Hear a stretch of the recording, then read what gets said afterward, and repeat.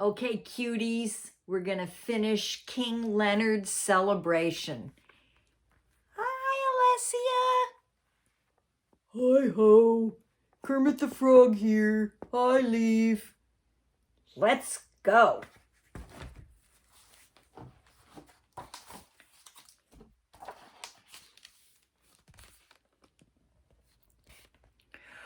Upon completing his task, Horatio hurried back to where the king was waiting in the throne room. Sire, the messengers have carried out your request, the thin bird said between huffs and puffs. Yes, King Leonard said, raising his furry eyebrows.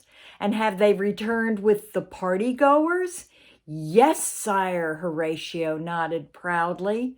The king clapped his paws together. Very good, well done, Horatio.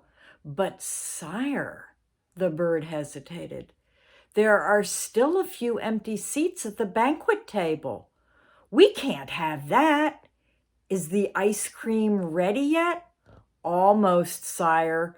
Call for the messengers once again, the king commanded. Send them to the country. Yes, the country. And tell them to be quick.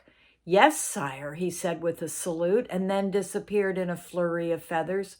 Royal messengers, he squawked once again. The messengers went out one last time.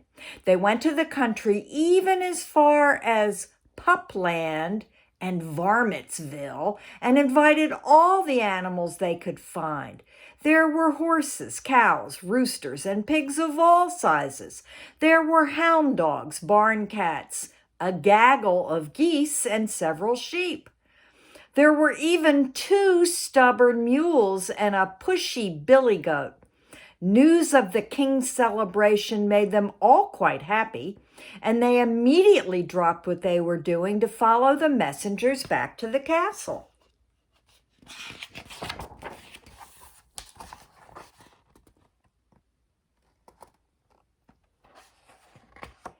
After the animals were assembled,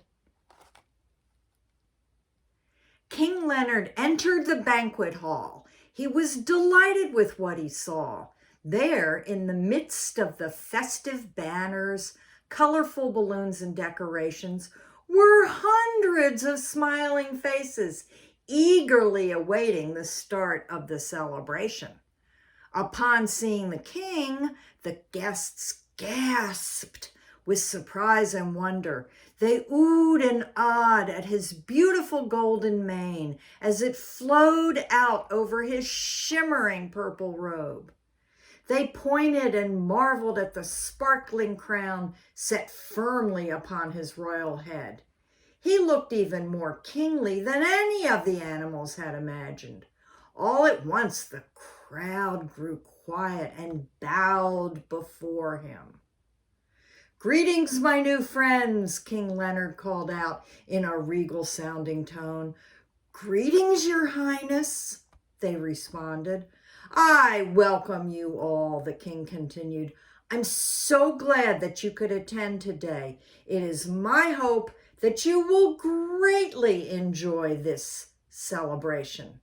Stepping to his seat and lifting his punch-filled goblet high to the air, King Leonard roared his official pronouncement. Let the party begin.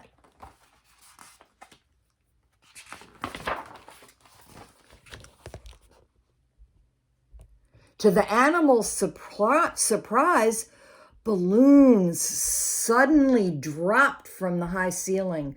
Bright fireworks exploded, and a flock of colorful birds took flight. It was all quite delightful, and the crowd joined in, shouting cheers and blowing on the noisemakers, tooters, and horns that had been set next to their plates. Above the roar of the crowd, King Leonard addressed the royal band. Let there be music! The music and games began, and the ballroom was filled with happy sounds. Then Horatio spoke a word in the king's ear. The lion smiled and jumped up from his seat. "My dear guests," he said with a cub-like smile on his face, "it is my pleasure to announce that the royal ice cream is now served." To this, the crowds cheered.